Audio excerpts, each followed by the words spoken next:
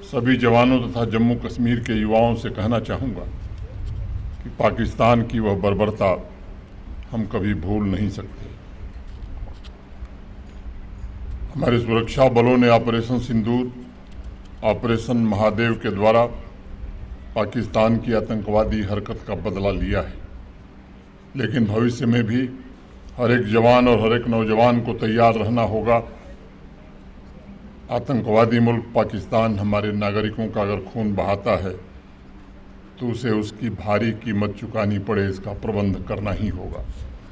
ये माहौल अच्छा नहीं है जब से इन्होंने सिंदूर का एक ऑपरेशन किया है और उसके बाद हमारी कंट्री की तरफ से ये कहा गया कि सिंदूर अभी जारी रहेगा और उसके फ़ौरन बाद जो chief of the army staff हैं पाकिस्तान के, Asim Munir, he had a close door meeting with US president और वो भी उनके यहाँ उसने डिनर पे किया और उसके फ़ौरन बाद ही थ्रेट्स आने शुरू हो गए कि बहाने अब ढूंढते हैं कि साहब ये इंडस वाटर ट्रीटी का है, हमारा वहीं जाएगा, उसी पे बम फटेगा।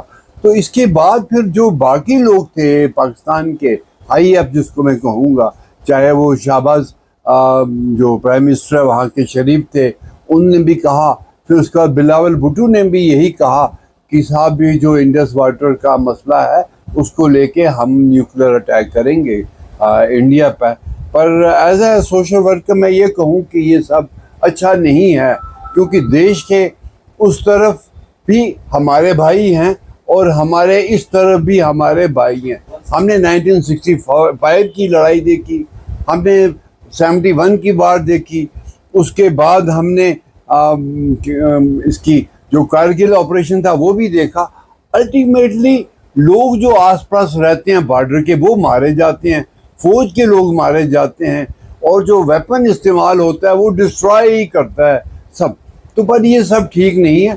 मुझे चाहिए कि इन लोगों को आपस में बैठ के भाईचारा जो है वो रिकंस्ट्रक्शन ऑफ इंडो पाक रिलेशन जो है वो इनको आगे बढ़ाने चाहिए, ताकि ये जो वार है इसमें बाकी फोर्सेस जो और ना आगे आए। देखिए चाइना भी सामने बैठा हुआ है, अभी अमेरिका भी बहुत सी बातें हमारे कश्मीर को लेके कर रहा है, तो उससे लगता है कि इस खित्ते को वो अमन का खित्ता नहीं देखना चाहते। हम कश्मीर के लोग जो यहाँ हैं, हमने देखा कि लाख के करीब लोग यहाँ पिछले 25-30 साल की उस मिलिटेंसी में मारे गए हैं, पर आखिर नतीजा क्या होता है कि it's loss of life, it's economy is eroded. तो इन सब चीज़ों का असर जो है, तो मुझे लगता है कि ये वार थ्रेट जो है ये कुछ सीरियस दिख रही है, क्योंकि आवाज़ जो पाकिस्तान से आ रही है वो एक साथ आ रही है और वो भी न्यूक्लियर थ्रेट।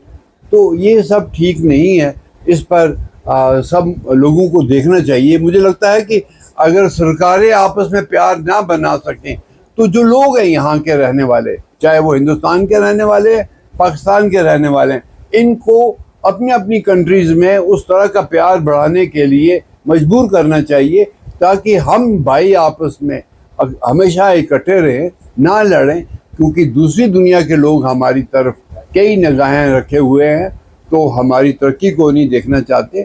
तो इस लिहाजा ये वार बड़ी एक जो थ्रेट दिख रही है वो दोनों मुल्कों में नुकसान जो है वो देगी और ये सब इस खित्ते के लिए अच्छा नहीं होगा। मुझे लगता है कि पाकिस्तान ने असेसमेंट की है जो लास्ट उसको ऑपरेशन सिंदूर के तहत हुआ, जिस तरह से आतंकी फैक्ट्रियां तबाह व बर्बाद की गई, जिस तरह से अंदर घुसकर 100 किलोमीटर अंदर घुसकर उसके एयर बेसिस को तबाह व बर्बाद किया और 24 घंटे के अंदर अंदर पाकिस्तान को घुटनों के बल लाकर कर दिया।